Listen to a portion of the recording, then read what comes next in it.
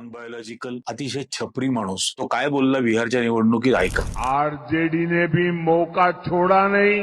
RJD ने कांग्रेस की कनपट्टी पर कट्टा रखकर सीएम पद चोरी कर लिया। ही जी भाषा आहे हे मौखिक जुलाबाच्या व्यतिरिक्त याला दुसरी उपमा नाही. इतक्या घाणेरड्या स्तरावरती मोदीची भाषा आणि राजकारण पोहोचलेलं आहे. आपण कुठल्या खुर्चीत बसलेलो आहोत, या खुर्चीत आधी किती महान माणसं बसलेली आहेत, कशाचंही भान नाही.